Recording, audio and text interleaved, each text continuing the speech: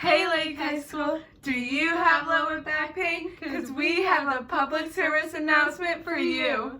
So the two main reasons you may be having back pain is a muscle strain, which occurs in the fibers of a muscle, and that's when they begin to tear from being overstretched or overused, which is like a pulled muscle. And then a lumbar sprain occurs when ligaments are overstretched. Anatomy of the lower back, we're going to focus on the lumbar spine, which is L1 through L5. Between each vertebrae, there's an intervertebral disc, which has a soft gel-like center and an outside hard, fibrous outside protection, and that helps from protection and also helps with flexion or any sharp movements you would make. Then there's also down the sides of the spinous processes, there's going to be the facet joints, which allow bending and twisting in your lower back. And then we also have two spinal nerves that come out of each, which is going to pass through small holes in between the cauda equina. And these small holes, they're going to pass through the vertebrae and travel down the pelvis and the legs. And these structures are held together by ligaments, muscles, and tendons.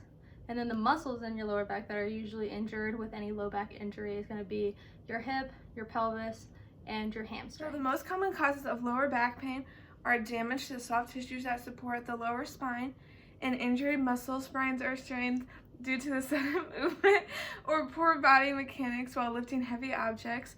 It can also come from diseases like cancer, a ruptured herniated disc, and arthritis, and either poor posture or lifting things incorrectly. Poor posture and biomechanical inefficiencies can really affect your lower back pain. Poor posture causes your neck, your back, and your shoulders to hurt, and it can cause you to slouch and then leads to tension or pain in your back. It'll make your muscles weak and painful, which can reduce the blood supply and then develop stiffness or weakness in your lower back, which then causes even more lower back pain. And then an example of a biomechanical inefficiency would be scoliosis. In scoliosis, your rib cage get pulled out of position, which puts a strain on the muscles in your back, causing pain and discomfort. So having poor posture and scoliosis can make your back pain. Bad posture is when your shoulders are tilt forward and your head is tilt forward, which is an anterior tilt.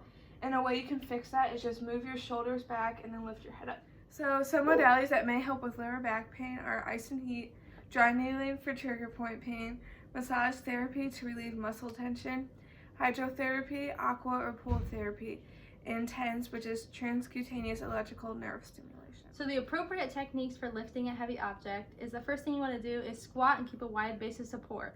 So you're going to squat down to pick the object up, but make sure you only bend at the knees and the hip. You don't want to bend on your back at all, because if you lean your chest forward or back, that can cause back pain. You want to keep that good posture throughout the whole cycle of lifting the object.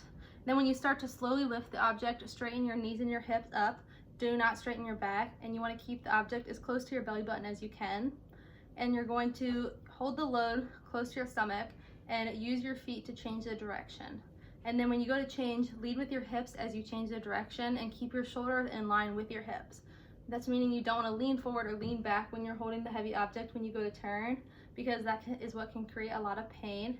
And then when you set the load down, squat with your knees and your hips only again as you set it down, and then you can come up. Here's a demonstration on how to properly lift an object. So you want to squat down with your legs apart, but not too far apart, just in line with your shoulders.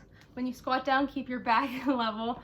Pick up the object, try to keep it at your belly button when you come up, and then when you go to turn, you want to lead with your feet, turn your hips, and walk. And make sure you're keeping your posture good and you're not leaning forward or backward when you're carrying the object. So the first thing you can do is go into the tabletop position, and what you're going to do is you're going to bring your right hand up and then your left leg up and hold this for about 3 seconds, and then switch to the opposite arm and opposite leg. And you could do this as many times as needed. The next thing you're going to do is side plank, just like this. And then you're going to do a Superman, so you're going to lay on your stomach and you're going to lift up. And then another one like this, you can do a swimmer. So your right arm goes up, left leg goes up, and then switch back and forth like this. And then the last thing is a glute raise. So you're laying on your back and then bring your hips up and down. Here's a few stretches that you can do to help prevent and treat lower back pain. So our first one is with our side angle. So we're going to go ahead and go like this and stretch, and you can do this one on both sides. And then our next one is our kneeling lunge.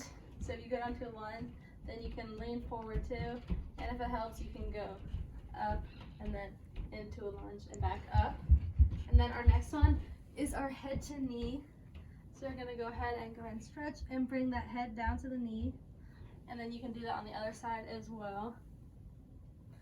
And then we have our hamstring towel stretch, and you can use a towel, a blanket, a shirt, a resistance band, whatever you have laying around. So you're gonna go ahead and take that and stretch your hamstring. And you can do that for both sides. And then the last one is going to be our back flexion. So you're gonna go ahead and roll up in a ball and curl your neck up into your knees. So the most important thing you can do to eliminate back pain is to build up strength. Not only focus on your back, but core and legs as well. The more toned and in shape you are, the easier it will be to move freely with no pain. Stretching is also a great way you can relieve tension in your muscles. Overall, it's really important to continue to stretch your back and to build your muscles that correlate with your back in order to relieve lower back pain and live a pain-free life. So the most important thing you can do to eliminate back pain, oh my god! There's moles between the... Megan, what are you doing? Wait. Okay. Oh, no. Not only to focus on your back. Stop! I was gonna go with pain. Oh my gosh! I'm literally dyslexic.